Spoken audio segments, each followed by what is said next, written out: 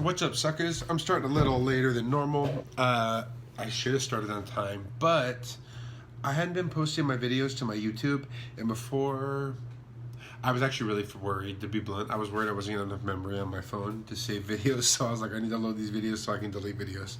So anyways, we were learning about the different ability scores and different type of skill checks and how they affect the skills. This is going to break down exactly what the ability scores do, and it could be really boring.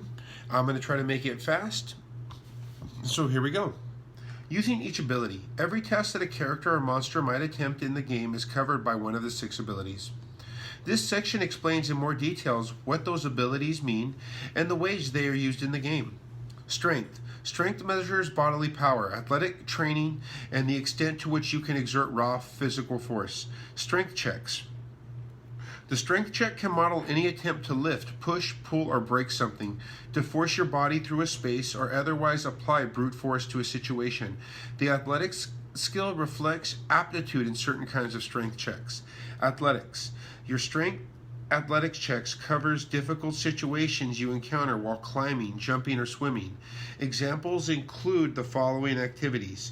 You attempt to climb sheer or slippery cliff, avoid hazards while scaling a wall, or cling to a surface while something is trying to knock you off. You try to jump an unusually long distance or pull off a stunt mid-jump.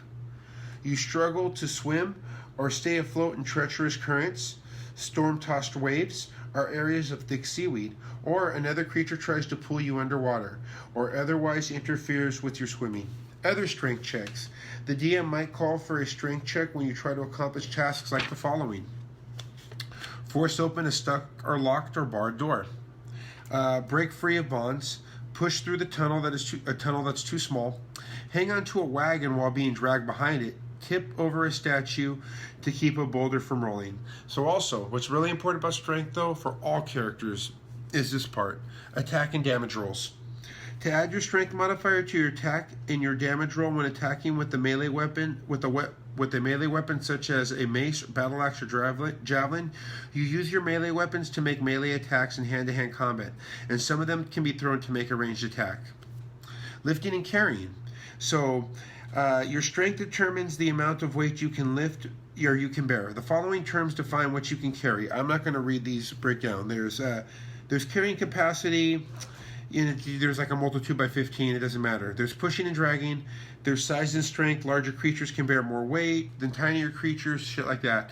Variants, encumbrances. The rules for lifting and carrying are intentionally simple. Here's a variant if you're looking for more detailed rules. We're not going to go into that because you guys don't care about lifting and carrying. Dexterity. Dexterity measures. I always make dexterity-based characters. I don't know if it's so much a projection as much as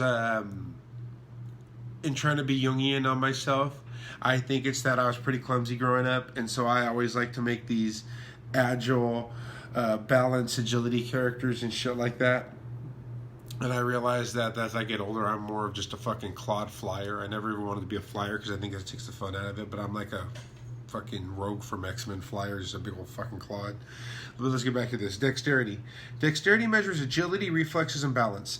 Dexterity checks. A dexterity check can model any attempt to move nimbly, quickly, or quietly, or to keep from falling on tricky footing. The acrobatics, sleight of hand, and stealth skills reflect an aptitude in certain kinds of dexterity check. Acrobatics. Your dexterity acrobatics checks covers your attempts to stay on your feet in a tricky situation, such as when you're trying to run across a sheet of ice, balance on a tightrope, or stay upright on a rocking ship's deck. The DM might call for a dexterity acrobatics check to see if you can perform acrobatic stunts, including dives, rolls, somersaults, and flips. Sleight of hand. Whenever you attempt an act of legerdemain or manual trickery, such as planting something on someone else or concealing an object on your person, make a dexterity sleight of hand check. The DM might also call for a dexterity sleight of hand check to determine whether you can lift a coin purse off another person or slip something out of another person's pocket. Stealth. Make a dexterity stealth check when you attempt to conceal yourself from enemies, slink past guards, slip away without being noticed, or sneak up on someone without being heard. Other dexterity checks. The DM might call for a dexterity check when you try to accomplish tasks like the following. Control a heavy laden cart on a steep descent. Steer a chariot around a tight turn. Pick a lock. Disable a trap. Securely tie up a prisoner. Wiggle free of bonds. Play a stringed instrument. Craft a small or detailed object. Attack and damage rolls. You add your dexterity modifier to your attack and your damage rolls when attacking with a ranged weapon, such as a sling or longbow. You can also add your dexterity to your modifier to your attack roll and your damage roll when attacking with a melee weapon that has the finesse property, such as dagger or rapier. Such a ripoff. It's so good though, but it is such a ripoff that they do that for dex, because it really does kind of neuter strength, because you can. My fucking sorcerer is swinging a fucking dagger because of the finesse weapon with a proficiency of fucking 5 and then a fucking plus fucking 3 to fucking damage. That's like rogue shit without the backstab. So armor class. Depending on the armor you wear, you might add some or all of your dexterity modifier to your armor class. That's described in Chapter 5. Initiative. That's how quick you get to go during the game. At the beginning of every combat, you'll roll initiative by making a dexterity check. Initiative determines the order of creatures' turns in combat, as described in Chapter 9. Constitution measures health, stamina, and vital force.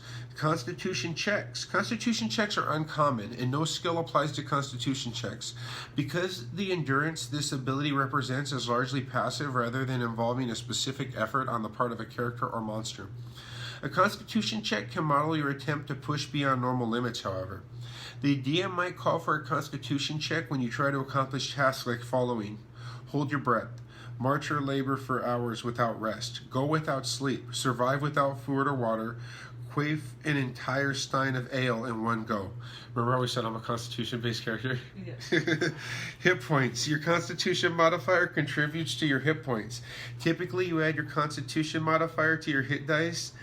To your hit die, you roll for hit points. If your con modifier changes, your hit point maximum changes as well, as though if you had the new modifier from the first level. For example, this is dope. If you raise your constitution score when you reach the 4th level and your constitution modifier increases +1 to +2, you adjust your hit points maximum as though the modifier has always been +2. So you add 3 hit points for your first 3 levels, then roll your hit points for the 4th level using your new modifier. Or if your 7th level and some effect lowers your constitution so as to reduce your constitution modifier by 1, your hit points maximum is reduced by 7. So that's cool. That's very cool. Intelligence. Intelligence is fun for all you guys who want to play mages. And to be honest, intelligence is the stat of the role player in D&D. It just like in real life, this aptitude intelligence is bomb. It goes like this. Intelligence measures mental activity, accuracy of recall, and the ability to reason. Intelligence checks. An intelligence check comes into play when you need to draw on logic, education, memory, or deductive reasoning. The Arcana, history, investigation, nature, and religion skills reflect aptitude in certain kinds of intelligence. So we're going to break them down real quick. Arcana. Your intelligence Arcana check measures your ability to recall lore about spells, magic items, eldritch symbols, magical traditions, and the planes of existence, and the inhabitants of those planes. History. Your intelligence history check measures your ability to recall lore about historical events, legendary people, ancient kingdoms, past disputes, recent wars, and lost civilizations. Investigation. When you look around for clues and make deductions based on those clues, you make an intelligence investigation check. You might deduce the location of a hidden object, discern from the appearance of a wound what kind of weapon dealt it, or determine the weakest point in a tunnel that could cause it to collapse. Pouring through ancient scrolls in search of a hidden fragment of knowledge might also call for an intelligence investigation check. Nature. Your intelligence nature check measures your ability to recall lore about terrain, plants, and animals, the weather, and the nature cycles. Religion. Your intelligence religion check measures your ability to recall the lore about deities, rites, prayers, religious hierarchies, holy symbols, and the practice of secret cults. Before I read the other rest of it, real quick, when I said intelligence is really important for the role player, like kind of person, nature is important to fucking druids. Arcana is important to mages. History and religion are important. Religion especially is important to paladins. My point is, I could break this all down, because this stat is important to several different classes, even if it's not their primary stat. Intelligence is a good stat to have. It's also fun to make some extremely stupid characters who are super strong. And that's when you don't really want to role play and Hulk wants to smash or you want to kill everything in sight. Okay, so other intelligence checks. The DM might call for an intelligence check when you try to accomplish tasks like the following. Communicate with a creature without using words. Estimate the value of a precious item. Pull together a disguise to pass a city as a city guard. Forge a document. Recall lore about a craft or trade. Win a game of skill. Spellcasting. Wizards use intelligence as their spellcasting ability, which helps determine the saving throw DCs of the spells they cast. Wisdom reflects how attuned you are to the world around you and represents, let's see, yeah, cool. Okay, there's just 2 stats left. It represents perceptiveness and intuition. Wisdom checks. A wisdom check might reflect the effort to read body language, understand someone's feelings, notice things about the environment, or care for an injured person. The animal handling, insight, medicine, perception, and survival check reflects aptitude in certain kinds of wisdom checks. This is a way not to think about it, but a generalization I have for wisdom is that wisdom represents maturity. The very fact that it says a wisdom check might reflect an effort to read body language, understand someone's feelings, notice things about the environment, or care for an injured person. Wisdom is empathy. Wisdom is not just empathy, but it is maturity. It's the maturity stat. Animal handling. When there is any question whether you calm a domesticated animal, keep a mount from getting spooked, are intuit an animal's intentions, the DM might call for a wisdom handling check. You may also make a wisdom animal handling check to control your mount when you attempt to make a risky maneuver. Insight. Your wisdom insight check decides whether you can determine the true intentions of a creature, such as when searching out a lie or predicting someone's next move. Doing so involves gleaming clues from body language, such habits and changes in mannerisms. Medicine. A wisdom medicine check lets you try to stabilize a dying companion or diagnose an illness. Perception. Your wisdom perception check lets you spot, hear, or otherwise deduct the presence of something. It measures your general awareness of your surroundings and the keenness of your senses. For example, you might try to hear a conversation through a closed door, eavesdropping under a window, or hear a monster move stealthily in the forest.